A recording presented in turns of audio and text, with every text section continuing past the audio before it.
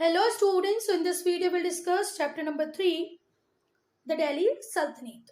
So we'll start this chapter with Turkish invasion. So student, 9th century के end में eastern most part of Iran and part of Afghanistan को पता ही है आपको कि अगर ये हमारा इंडिया है तो इंडिया के बाद ये पाकिस्तान, फिर अफगानिस्तान और उसके बाद ईरान और इराक आपको मिलेंगे।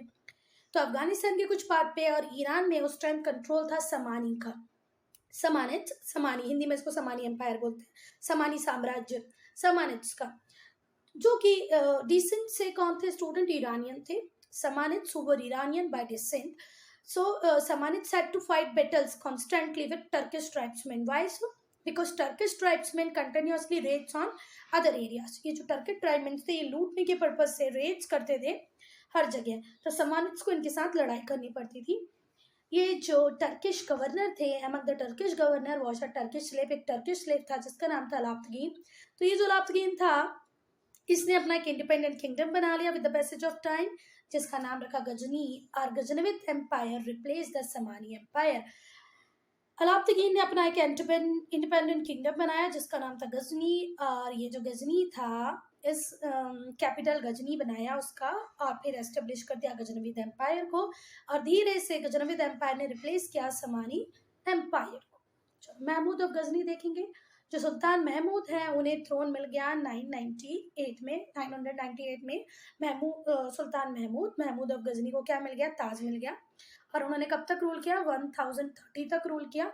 इट मीन्स 32 ईयर रूल रहा हमारे सुल्तान महमूद का। ये बहुत ही कैपेबल रूलर थे, बहुत ज़्यादा कैपेबल रूलर, मतलब जो सोचा इन्होंने वो सारी चीज़ें की। ये इतने कैपेबल थे स्टूडेंट कि इन्होंने जितने भी टर्किश ट्राइबमेन थे उनको कम्प्लीटली वॉर्ड ऑफ किया अटैक से। मतलब टर्किश ट्राइबमेन बाद में इनके रेन में किसी को भी कोई हार्म नहीं पहुंचा पाए, प्रिवेंट फ्रॉम हार्मिंग समवन। ठीक है, तो वॉर्ड ऑफ कर दिया। टर्किश ट्राइब्समैन फिर कभी भी किसी को नुकसान नहीं पहुंचाए थे जब तक इनका रूल रहा, सुल्तान महमूद का रूल रहा। इनके कोर्ट पोइट थे फिरदौसी का एक फेमस वर्क है शाहनामा। फिरदौसी का फेमस वर्क है शाहनामा। और फिरदौसी किसके कोर्ट पोइट थे स्टूडेंट? सुल्तान महमूद के कोर्ट में फेमस पोइट थे जिनका नाम था फिरदौसी। चलो अब हम पढ़ेंगे Hindu Shahi kings ruled over Punjab and the eastern most fringe of Afghanistan. Afghanistan पे, पंजाब पे किसका रूल था उस टाइम? हिंदू शाही रूलर्स का रूल था। पेशावर भी इनके ही रीन में आता, इनके ही रूल के अंदर आता था, कंट्रोल में आता था। तो Punjab, eastern most fringe of Afghanistan और पेशावर पे रूल कर रहे थे Hindu Shahi. Mahmud invaded the territory in 1001 AD and again in 809। तो बच्चा हिंदू शाही रूल पंजाब, अफगानिस्तान के फ्रिंजेस और पेशावर पे रूल कर रहे हैं, पर महमूद यहाँ पर इन्वेजन के लिए आए। कौन? सुल्तान महमूद। पहली बार आए 1001 में और उसके बाद आए 1008 और 1009 में। Shahi kings were defeated, Shahi kings को हरा दिया। एंड पंजाब अब किसके पास आ गया स्टूडेंट? टर्क्स के पास आ गया। They were allowed to rule as vassal, Multan was subdued. तो स्टूडेंट 1001 में एक बार इन्वेट किया, फिर 0809 में एड किया। तो जो शाही किंग थे वो डिफीट कर गए। पंजाब किसके पास आ गया बच्चा? टर्क्स के पास आ गया, तुर्कों के पास आ गया। पर ये जो कौन थे? महमूद। इन्होंने बोला ठीक है कि आप वासल की तरह मेरे कंट्रोल में आप अपनी टेरिटरी पे रूल करो। मुल्तान को भी सबड्यूट कर लिया। किसने? महमूद ने। मुल्तान भी सबड्यूट हो गया, पंजाब उनके हाथों में आ गया। पर उन्होंने बोला ठीक है तुम वासल्स की तरह रूल कर सकते हो, पर तुम्हें मेरी ओवरलॉर्डशिप को एक्सेप्ट करना पड़ेगा। ठीक है, अब स्टूडेंट आपको लग रहा होगा वासल का मतलब क्या होता है? तो वासल का मतलब होता है जागीरदार। ठीक है, तुम्हारी टेरिटरी तो हमने जीत ली, तुम्हें अब हमारी ओवरलॉर्डशिप को एक्सेप्ट करनी पड़ेगी, पर तुम रूल करो हमारे जागीरदार की तरह। अब तुम इंडिपेंडेंट रूलर नहीं रहे, अब तुम क्या कहलाओगे? महमूद के जागीरदार। आई बात समझ में? जो हिंदू शाही रूलर थे, जो इंडिपेंडेंटली रूल कर रहे थे बहुत बड़े पार्ट पे, अब वो जागीरदार बन जाएंगे किसके? सुल्तान महमूद के। तो क्या इतनी बातें क्लियर हैं आपको? देखो, पंजाब और ईस्टर्न मोस्ट फ्रेंच अफगानिस्तान पे रूल कर रहे थे हिंदू शाही, जिन पे इन्वेट किया 1001, 8 और 9 में किसने? महमूद ने। और फिर जीत लिया शाही किंग्स को हरा कर, जितना भी एरिया था वो जीत लिया। पंजाब अब तुर्क के अंदर में आ गया है, टर्क्स के अंदर में आ गया है। इन्होंने बोला ठीक है, if you want to rule it as a jagirdar, असल की तरह आप रूल करो। मुल्तान को भी सबड्यू कर लिया। अच्छा, एक फैक्ट जोन में एक इम्पॉर्टेंट बात है। जो महमूद थे, सुल्तान महमूद थे या महमूद गजनी थे, इन्होंने हमारे टेम्पल्स को, इंडियन टेम्पल्स को प्लंडर किया, लूटा। ठीक है, यहाँ से वो वेल्थ ड्रेन करके ले गए, बहुत सारी बूटीज ले गए हमारे मंदिरों से। पर उन्होंने खुद को डिक्लेयर किया कि मेरी विश है, मेरी इच्छा है कि मैं वो सारे टेम्पल डिस्ट्रॉय कर दूं, उन लोगों के सारे टेम्पल डिस्ट्रॉय कर दूं जो नॉन बिलीवर्स हैं। नॉन बिलीवर्स से मतलब क्या था? जो भी हर व्यक्ति जो इस्लाम पे बिलीव नहीं करता, वो मेरे लिए नॉन बिलीवर है, और वो नॉन बिलीवर है तो उसके जो टेम्पल्स हैं उन्हें मैं डिस्ट्रॉय कर दूंगा। ये जो स्टेटमेंट दी, इससे वो इस्लाम का चैंपियन हो गया। और बेसिक जो उसका मोटो था कि वो वेल्थ प्लंडर करने आया है, बूटी लूटने आया है, ये सब तो बैक एंड में रह गया। ये कहा जाने लगा कि वो नॉन बिलीवर्स के टेम्पल्स को डिस्ट्रॉय कर रहा है। Not declare boldly that he had come to take riches of the temple. तो ये बात कहीं पीछे रह गई कि वो रिचेस टेम्पल को लूट रहा है for the purpose of getting money, for the purpose of getting gold. But एक ही चीज याद रही कि वो नॉन बिलीवर्स के टेम्पल्स को डिस्ट्रॉय कर रहा है। तो ये बन गया चैंपियन ऑफ इस्लाम। क्या बन गया? Champion of Islam. यस, हम लोग देखते थे कि पहले की जो इकोनॉमी थी वो टेम्पल के अराउंड ही ग्रो करती थी स्टूडेंट। तो टेम्पल में जितने भी लोग थे, वो टेम्पल के अंदर जो लोग भी काम कर रहे हैं, टेम्पल के बाहर जो लोग भी काम कर रहे हैं, गार्लैंड मेकर हैं या जो भी कुछ है, वो सारे रिच हो जाते थे बच्चा ग्रेजुअली। तो जो सब्सिक्वेंट रेड हुई महमूद की, उनका एम था to plunder the temple city. Temple city को प्लंडर करना है, टेम्पल्स को प्लंडर करना है। All noted for their wealth. जितनी भी उस टाइम में सिटीज थी जो अपनी वेल्थ के लिए जानी जाती थी टेम्पल्स की वजह से, उन सबको लूटना ही किसका काम था? महमूद का काम था। From Punjab Mahmud raided Nagarkot in Punjab hills.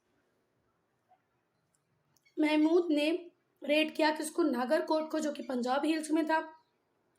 Thaneshwar जो दिल्ली के पास था।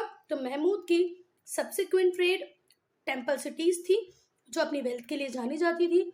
नागरकोट को जो पंजाब मिल्स में है उसको रेड किया, थानेश्वर जो दिल्ली में उसको रेड किया, और इसकी सबसे मोस्ट डेयरिंग जो रेड है वो मानी जाती है कन्नौज इन 1018 में। इसने कन्नौज को जो लूटा वो उसकी मोस्ट डेयरिंग रेड है। ड्यूरिंग दिस कैंपेन, इस कैंपेन में जिसको हम मोस्ट डेयर कैंपेन बोलते हैं महमूद का, उसने पहले प्लंडर करने का मतलब होता है लूटना। कन्नौज को प्लंडर किया, मथुरा को प्लंडर किया, और जब लौटने लगा तो लौटा वो वाया कालिंजर इन बुंदेलखंड। बुंदेलखंड में कालिंजर है, वहां से वो लौटा जो भी लोडेड विथ रिचेस था। मतलब इस एरिया में भी बहुत ज्यादा पैसा अवेलेबल था, बहुत सारा गोल्ड अवेलेबल था। यहाँ पर इसको पूरे रास्ते में कोई स्ट्रॉन्ग स्टेट नहीं मिला जो उसको रोक सके, स्टॉप कर सके। इससे एनकरेज हुआ उसका अनदर रेड कि भाई मैं एक बार गया, सब लूट के ले आया, किसी ने मुझे नहीं रोका। तो उसने किसके ऊपर रेड की? स्टूडेंट 1025 में उसने रेड किया किसको? सोमनाथ इन गुजरात को।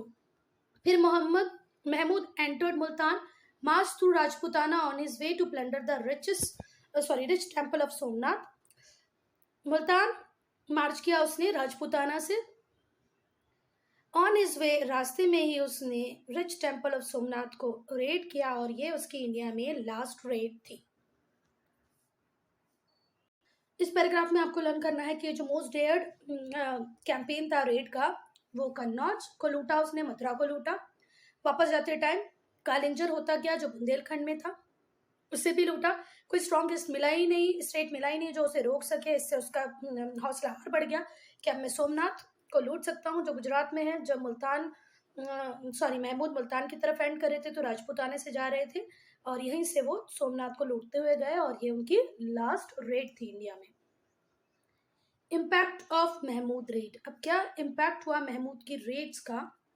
Mahmud raids were like a gateway for Central Asian rulers to land of prosperity that was India.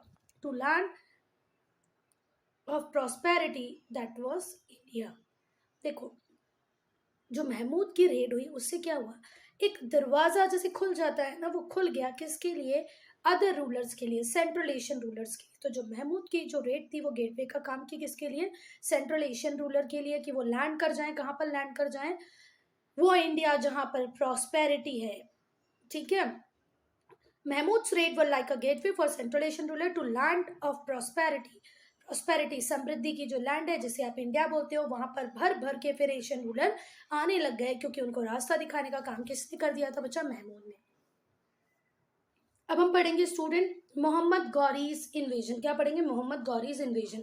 जो गौरिद एम्पायर था वो गौर, नॉर्थ वेस्ट अफगानिस्तान में एक जगह है गौर है, वहां पर बेस्ड था गौरिद एम्पायर। ठीक है, the Ghurid empire was based in Ghor in north west Afghanistan. कहाँ पर? अफगानिस्तान के नॉर्थ वेस्ट पार्ट में। ये जो गौरिद से स्टूडेंट, ये वासल थे, जागीरदार थे। किसके? गजनी रूलर के।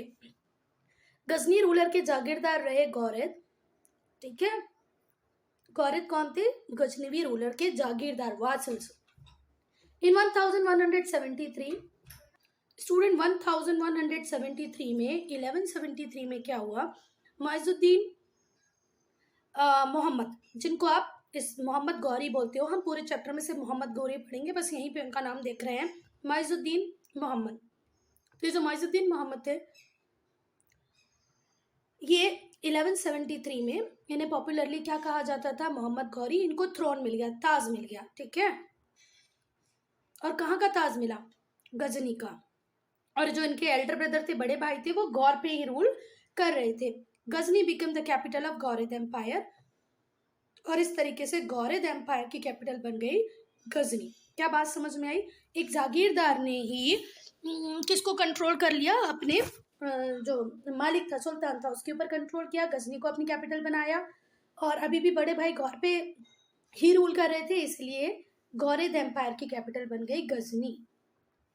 सो स्टूडेंट, गौर एम्पायर पहले था, गजनी एम्पायर भी पहले था, पर अब ये हुआ गौर और गजनी पे एक ही लीनिएज के रोल लोग क्या कर रहे हैं? कंट्रोल कर रहे हैं। गौर पे कंट्रोल कर रहे हैं उनके एल्डर ब्रदर, और गजनी पे कंट्रोल हो गया है मोहम्मद गौरी का। अच्छा, उस टाइम में इंडिया में, जो हम 1173 की बात कर रहे हैं, इस टाइम में इंडिया में चौहान्स रूल कर रहे थे और बहुत ज़्यादा पावरफुल थे। इनका जो एम्पायर था वो पंजाब से दिल्ली तक फैला हुआ था। समझना की बात। तो जिस टाइम में मोहम्मद गौरी ने रूल स्टार्ट किया, उस टाइम में इंडिया में रूल चल रहा था चौहान्स का, बहुत ही पावरफुल थे। इनका जो एम्पायर था वो पंजाब से दिल्ली तक फैला हुआ था। While Mohammad Ghori was trying to get entry into India. अब मोहम्मद गौरी क्या ट्राई कर रहा है कि जैसे भाई गजनी ने, सुल्तान मोहम्मद महमूद ने इतना सारा कुछ लूटा है इंडिया से, मुझे भी इंडिया की तरफ चलना चाहिए। तो जो मोहम्मद गौरी है वो ट्राई कर रहा है इंडिया में एंट्री लेने का। एक यंग किंग है जिसका नाम है Prithviraj Chauhan, was expanding his territory in the west. और पृथ्वीराज चौहान जो इंडिया के रूलर हैं, चौहान रूलर है, वो अपनी टेरिटरी को एक्सपांड करना चाह रहे हैं। कहाँ पर? वेस्ट की तरफ। तो जरा ध्यान दें स्टूडेंट, जहां मोहम्मद गौरी अभी रूल करना स्टार्ट किया गजनी में, उसी टाइम में इंडिया में रूल कर रहे हैं चौहान, और चौहान का एक बहुत ही यंग किंग जिसका नाम था पृथ्वीराज चौहान। इसी टाइम में एंट्री लेने की कोशिश करते हैं हमारे मोहम्मद गौरी। और मोहम्मद गौरी क्यों आना चाहते हैं? क्योंकि उन्होंने महमूद और गजनी को देखा था कि वो इंडिया से कितना कुछ प्लंडर करके लाए थे, कितनी सारी बूटी लेके आए थे, तो अब इनको भी इंडिया में आना है। पर वहीं पर पृथ्वीराज चौहान भी अपना एक्सपांशन प्लान चला रहे हैं टुवर्ड्स वेस्ट, इनको भी वेस्ट में कंट्रोल करना है। अब बच्चा, दोनों ही वेस्ट में आ गए हैं, तो क्या होगा? इन दोनों के बीच में conflict between the two was sparked of over Bathinda. Bathinda के ऊपर दोनों का कॉन्फ्लिक्ट आ गया, which was claimed by both. दोनों बोलते थे भटिंडा मेरा है, महमूद और सॉरी हाँ, मोहम्मद गौरी भी बोलते थे मेरा है, और पृथ्वीराज चौहान भी बोलते थे मेरा है। बैटल हुआ दोनों के बीच में 1191 में बैटल हुआ, जिसको बोलते हैं, कहाँ पर हुआ बैटल? तराइन में हुआ। ठीक है, the Ghorid forces were completely routed and Mohammad escaped and saved his life. और इस वॉर में क्या हुआ बच्चा? जो बैटल ऑफ तराइन हुआ 1191 में, उसमें मोहम्मद को भागना पड़ा अपने जीवन को बचाने के लिए। ठीक है, मतलब जीत किसकी हुई? पृथ्वीराज चौहान की। Prithviraj moved on and conquered Bathinda. और अब भटिंडा कंप्लीटली किसके कंट्रोल में आ गया? पृथ्वीराज, क्योंकि इन्होंने किसको हरा दिया? महमूद ऑफ गौरी। मोहम्मद गौरी को, महमूद नहीं, मोहम्मद गौरी को हराया। किसको हराया? महमूद ऑफ गजनी है और मोहम्मद गौरी है, ध्यान रखना। पर स्टूडेंट, उसने कोई भी ट्राई नहीं किया। ऑस्ट मतलब बाहर निकाल देना, किसी की जगह ले लेना। ठीक है, did not make any attempt to oust his rival from Punjab. उन्होंने पंजाब से अपने राइवल्स को नहीं हटाया, उनकी जगह नहीं ली। He was contest with the thought that Mahmud was repulsed and would never again step into India. उनका ऐसा मानना था कि भाई एक बार में हमने इतनी अच्छी पिटाई कर दी है किसकी? मोहम्मद गौरी की, कि वो वापस इंडिया की तरफ आएगा ही नहीं। ठीक है, ऑस्ट करना मतलब किसी की जगह, किसी की पावर, किसी की पोजीशन को ले लेना का मतलब होता है ऑस्ट। रिपल्स्ड का मीनिंग होता है ड्रिवन बाय फोर्स, मतलब ड्राइवन बाय फोर्स, उसको इतना तेजी से हमने पीछे की तरफ धकेल दिया है, इतनी अच्छी उसकी पिटाई हो गई है कि वो अब कभी इंडिया में आएगा ही नहीं, ऐसा सोच रहा था पृथ्वीराज चौहान का, जो कि ये बिल्कुल गलत था। ठीक है, उन्होंने अपने पंजाब में भी जितने राइवल थे उनको भी कोई नुकसान नहीं पहुंचाया, उनको भी एज इट इज रहने दिया, क्योंकि एक सोच होती है ना हमारी कि भाई नहीं अब वो वापस नहीं आएगा, पर ऐसा नहीं था। पर महमूद अफगारी कोई ऐसा व्यक्ति नहीं था जो एक लड़ाई में, एक हार में अपना सपना छोड़ दे एक्सपांशन का। So he don't want to give up his dream of expansion so easily. He began to make careful preparation for another war aim to recovering Punjab. उसका मतलब था कि नहीं भैया, फिर से तैयारियां सारी करो, बिल्कुल अच्छे से तैयारी करो, इस बार हमें पंजाब वापस से रिकवर करना ही है, पृथ्वीराज चौहान को हराना ही है। उसने अपनी आर्मी को रीऑर्गेनाइज कर लिया, मतलब एक साल बाद ही है ना, 1191 में ही हुआ ना, इसके पहले हाँ 1191 में पहला अटैक हुआ, और एक साल में ही उसने फटाफट से सारी प्रिपरेशन की और वापस से लड़ने के लिए आ गया। तो सोचो यहाँ पृथ्वीराज चौहान की जो सोच थी वो बिल्कुल फेल हो गई। ठीक है, बहुत बड़ी सी आर्मी के साथ वो वापस आया, including a force of heavy cavalry, घोड़े, कैवलरी मतलब घोड़े पे बैठ के जो लड़ने आते हैं ना, सैनिक जो घोड़े पे होते हैं उन्हें हम बोलते हैं cavalry. The two armies met again in Tarain, फिर से तराइन में मिले। फर्स्ट बैटल ऑफ तराइन में कौन जीता बच्चा? पृथ्वीराज चौहान।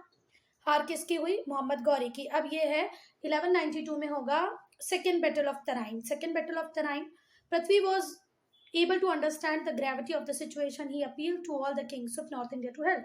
अब देखो पृथ्वीराज चौहान को ये बात तो पता चल गया था कि ये जो सेकेंड टाइम लड़ने आया है तो अच्छी खासी फोर्स लेके आया है, बड़ी आर्मी है इसके पास, हैवी कैवलरी है, तो मैं अकेला तो इससे जीत नहीं पाऊंगा। तो उसने नॉर्थ के बहुत सारे किंग से अपील की कि चलो हम लड़ते हैं, क्योंकि देखो हम तो इंडियन है, ये बाहर से आके हमारे ऊपर रूल करेगा तो हमको इसको बाहर की तरफ ही रखना चाहिए, अंदर नहीं आने देना चाहिए।